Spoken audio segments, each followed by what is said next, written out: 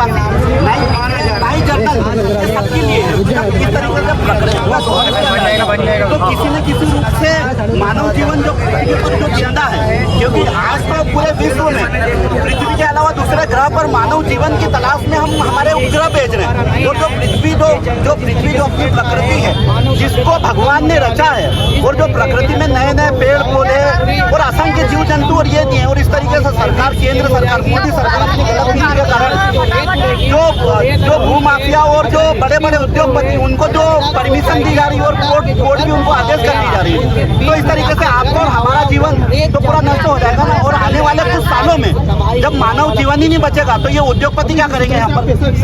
सरकार का कहना है इस विध्वंस को, सरकार का तर्क है कि ये विकास, सरकार इसको विकास का नाम दे रही है विध्वंस को, आप क्या कहेंगे? देखिए, हमें ऐसा विकास नहीं चाहिए जिसमें कि जो हमारी जो प्रकृति है उसका दोहन किया जाए।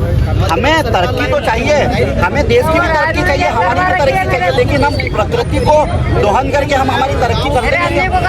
उनका कहना है कि हमें ऐसी तरक्की नहीं चाहिए जिस विकास की वेदी पर प्रकृति की बलि दी जाए। आप एक आम नागरिक के तौर पर इसको कैसे देखिए जो विध्वंस मचा हुआ है?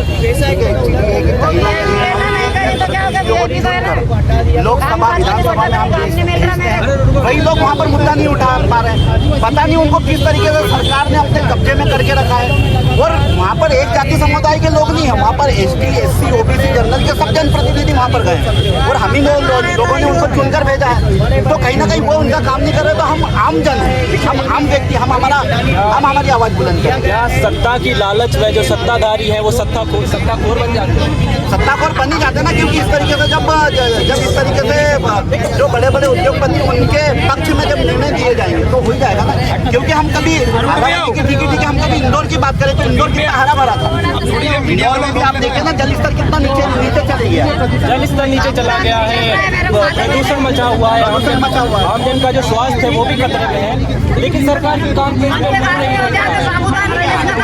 क्योंकि देखिए चुनाव पास नहीं है भैया। उस तरीके से कभी जनता के लिए सरकार होती है, और जब सरकारी जनता के हित में कार्य नहीं करेगी, पर्यावरण के हित में कार्य नहीं करेगी, तो उस समय चुनाव के टाइम में सब हम जो आमजन है, मैं नहीं, पूरी आमजन है, वो सब देख रही है। जिस जनता ने, जिस जनसंख्या ने आपको चुन के भेजा है, आप उनकी सहमति के बिना ही इतने बड़े बड़े फैसले ले रहे हैं, तो क्या ये लोकतंत्र का हनन नहीं है देश में? ये हनन है ना, ये 100% हनन है।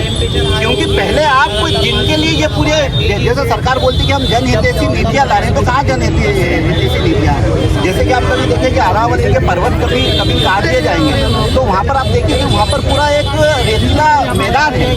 क्योंकि जब